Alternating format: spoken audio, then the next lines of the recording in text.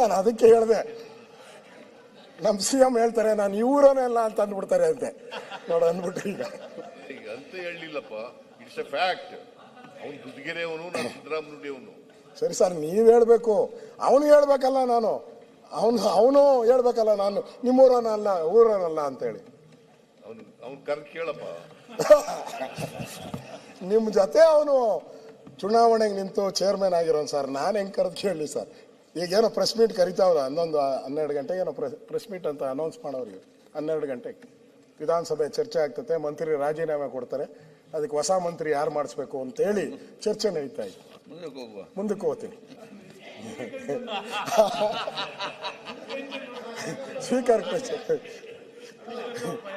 ಮಂತ್ರಿ ರಾಜೀನಾಮೆ ಕೊಟ್ರೆ ನೀವು ಖುಷಿ ಪಡ್ಬೇಕು, ಏನಾದ್ರು ಜಾಗ ನಿಮ್ ಖಾಲಿ ಆಗತ್ತೆ ಅಂತ. ನೀವು ಟೆನ್ಷನ್ ಮಾಡ್ಕೊಂಡ್ರದ್ ನೋಡಿ ಸರ್.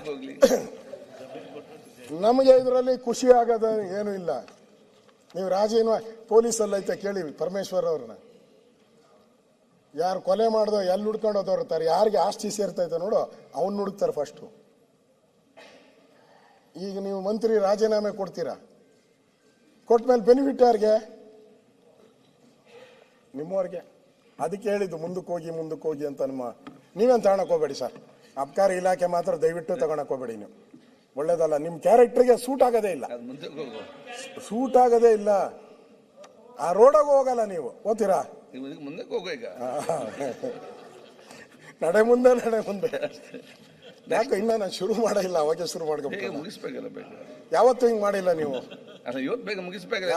ಇನ್ನ 2 ದಿನ ಆಯ್ತು ಸರ್. ನಂಬರ್ 1 ಇಲಾಖೆ ಸರ್ ಇದು. ಆದಾಯ ತಂದು ಕೊಡೋದು.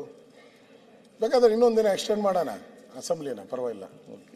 ಅಧ್ಯಕ್ಷರೇ, ಅವರು ನಿಮ್ಮೂರವರೇ ಅಂತೀರಾ, CM ಏನು ಕ್ರಮ ತಗೊಂತೀರಾ? ಹೌದು, ನಾನು ವರ್ಣಾ ಕ್ಷೇತ್ರದವನೇ ಸರ್, ನಾನು ವರ್ಣಾ ಕ್ಷೇತ್ರವನೇ.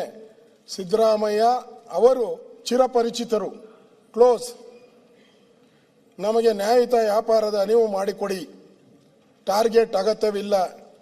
ಅಧಿಕಾರಿಗಳನ್ನು ನಿಯಂತ್ರಣದಲ್ಲಿಡಿ. ಕಿರುಕುಳ ಇಲಾಖೆಯಲ್ಲಿ ಭ್ರಷ್ಟಾಚಾರ, 16 ಬಾರಿ ದೂರು. ನೋಡ್ತೀನಿ ಬಿಡು ಗುರುಸ್ವಾಮಿ. ಯಾರು? ನಮ್ಮ ಮುಖ್ಯಮಂತ್ರಿಗಳು. ಅವ್ರ ಸ್ಟೈಲೇ ಹಂಗೆ, ನೋಡ್ತೀನಿ ಬಿಡು ಅಂತ ಹೇಳಿದ್ದಾರೆ. ನೋಡ್ತೀನಿ ಬಿಡು ಗುರುಸ್ವಾಮಿ ಅಂತಾರೆ, ಬಿಟ್ರೆ ಯಾವ ಕ್ರಮ ಆಗಿಲ್ಲ. ಅವರು ಕೂಡ ಮೊದಲಿನ, ನಾನು ಹೇಳಲ್ಲ, ಇದು ಹೇಳೇನಪ್ಪ, ನೆನ್ನೆ ಎಲ್ಲ ಹೇಳ್ಬಿಟ್ಟಿದ್ದೀನಿ. ಅವ್ರ ಸ್ನೇಹಿತರು ಅವರು ನೋಡಿ ಬಿಡ್ತೀನಿ ಗುರುಸ್ವಾಮಿ ಅಂತಾರೆ, ಬಿಟ್ರೆ ಯಾವುದೇ ಕ್ರಮ ಆಗಿಲ್ಲ. ಅವರು ಕೂಡ ಮೊದಲಿನ ಖಡಕ್ CM ಆಗಿ ಉಳಿದಿಲ್ಲ. ಸ್ನೇಹಿತರು. ಇವತ್ತು ಬೆಳಗ್ಗೆ ಪೇಪರ್ ನೋಡಿದೆ, ನಾನು ಅಸಹಾಯಕ ಅಲ್ಲ ಅಂತ ಹೇಳ್ತಾವ್ರೆ. ನಿಮ್ಮ ಸ್ನೇಹಿತ ಸರ್, ಬಹಳ ವರ್ಷದ ಸ್ನೇಹಿತ. ನಿಮ್ಮೂರೋನು, ನೀವು ನಮ್ಮೂರೋನು ಅಲ್ಲ ಅಂದ್ಬಿಟ್ರಿ, ಅವ್ನು ನಮ್ಮೂರೋನು ಅಂತ ಹೇಳ್ತಾರೆ. ಅವರೇ ಹೇಳ್ತಾರೆ ಆ ಖಡಕ್ CM ಅಲ್ಲ, ಖಡಕ್ CM ಆಗಿ ಉಳಿದಿಲ್ಲ, ಎಲ್ಲ ವ್ಯವಸ್ಥೆಗಳು ಕುಲ್ಗೆಟ್ಟೋಗಿದೆ. ನಿಮ್ಮ ಸ್ನೇಹಿತ ಹೇಳಿರೋದು. ನಾವು ವಿರೋಧ ಪಕ್ಷದವ್ರು ಹೇಳಿದ್ರೆ ಬಿಡ್ರಿ ನಿಮ್ಗೆ ಅದೇ ಚಾಳಿ ಅಂತೀರ. ನಿಮ್ಮ ಸ್ನೇಹಿತ ಹೇಳಿರೋದು, ಅಫಿಷಿಯಲ್ ಆಗಿ ಹೇಳೋರೆ. ಅಧ್ಯಕ್ಷರೇ, ಆರೋಪಕ್ಕೆ ದಾಖಲೆ ಕೊಡಿ ಅಂದ್ರೆ ಏನ್ ಮಾಡ್ತೀರಾ? ಅಬ್ಕಾರಿ DC SP-ನೇ ಕೋಟಿ ಕೇಳಿ 25 ಲಕ್ಷ ಲಂಚ ತಗೊಳ್ಳುವಾಗ ಸಿಕ್ಕಾಕೊಂಡಿದ್ದಾರೆ. ಇದಕ್ಕಿಂತ ಸಾಕ್ಷಿ ಬೇಕಾ? ಇವೆಲ್ಲ ಕಾಮನ್ ಸೆನ್ಸ್ ಅಲ್ವಾ? ಕಳ್ಳರ ರಕ್ಷಣೆಗೆ ಒಂದು ನೆಪ ಅಷ್ಟೇ.